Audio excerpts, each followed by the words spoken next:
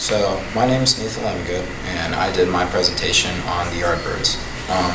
Originally, I was going to go with the Dave Clark 5, but then after remembering that this band actually turned into one of my favorite bands of all time, Led Zeppelin, I didn't really know much about them before they turned into that group, so I figured why not.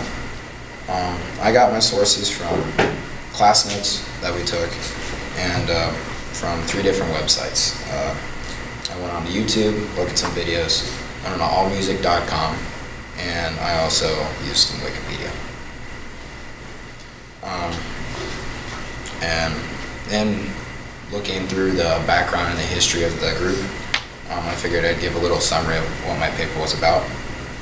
And I figured, kind of an appropriate bad pun. It said songbirds, the Yardbirds, their generation. But in the beginning, Ralph and Samuel Smith Jackson were part of the Metropolitan Blues Quartet until they were later joined by Dreha, McCarty, and Topham to form the Yardbirds. And they originally named their band after this guy, Charlie Yardbird Parker, and he was a jazz saxophonist that influenced their music a lot throughout the years. And with the group actually having 3 of the most well-known guitarists of the time, I figured I'd go through the band by era, by guitar. Starting off was Anthony Topham. At age 16, he was the group's first and original guitarist, but he only stuck around for a short amount of time because of pressure by his family to actually leave the group.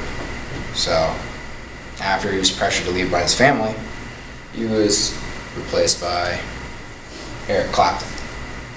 And Eric Clapton took the place of Topham in 1963 as the lead guitarist. He was also Ref's art college classmate, so they already had a connection, they were already friends. And Eric Clapton was actually given the nickname Slow Hand just because of the way he actually played his guitar. And while with the group, they started gaining similar popularity. And originally, a club originally known and famous for the Rolling Stones actually being popular, Yardbirds ended up taking over as their most popular spot, was the Crawdaddy Club. And then they gained more popularity after that, eventually started recording songs with Sonny Boy Williamson.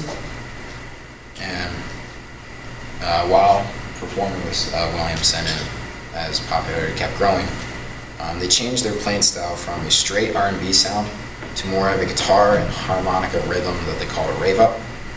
And 2 songs during this time that stood out from that sound was Too Much Monkey Business and Smokestack Lady.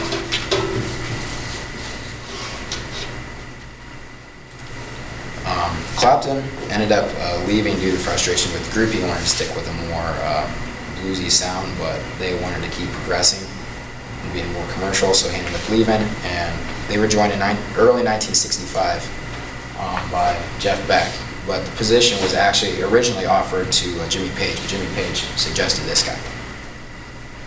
He was only in the band with the band for roughly 18 months, but he would become one of the most influential guitarists of the 1960s. He's right up there with Jimi Hendrix. And he was eventually named the #1 lead guitarist in 1966 by the British magazine Beat Instrumental, and later in 2003 it was considered number 349 of the top 500 guitarists of all time in the Rolling Stones. And with him and the group, the two of their biggest songs were Train Kept A-Rollin', that ended up later becoming was later redone by Aerosmith, and I'm Not Talking.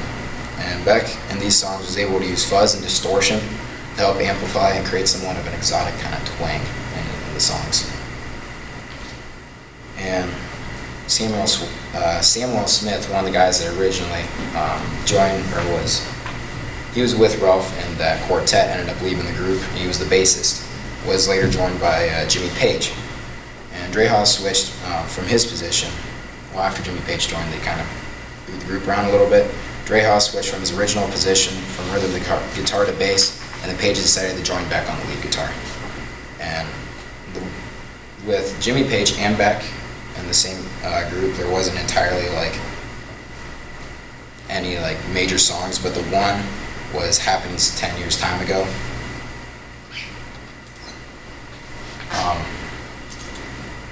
Beck started becoming increasingly unreliable after so long, which is why he was only in there for so long. He started to not show up for some performances and suffered from nervous exhaustion. And so after he left, Page took over as the group's lead guitarist in late 1966. In 1967, Mickey Most assumed the producer's chair, but he started to mold them into more of a lightweight pop kind of quartet and of psychedelic tunes. And two of the songs that represent this are Little Games and Ha Ha Said the Clown. But most failed to reignite their previous commercial success as they started slowly declining into the end of what was the Yardbirds. But in 1968, Ralph and McCarty wished to pursue a style influenced by folk and classical music. Page at the time, when psychedelic blues of rock, the Jimi Hendrix experience was really big, he wanted to start going towards that. So the group started to really break down, mostly because of a lack of, or a divided interest in which way they wanted the group to go.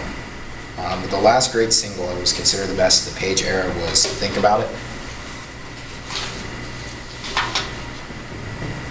So as a result, in 1968, they were pretty much fizzled out. The Yardbirds were done. So Page was able to get a new group together, and they became the New Yardbirds.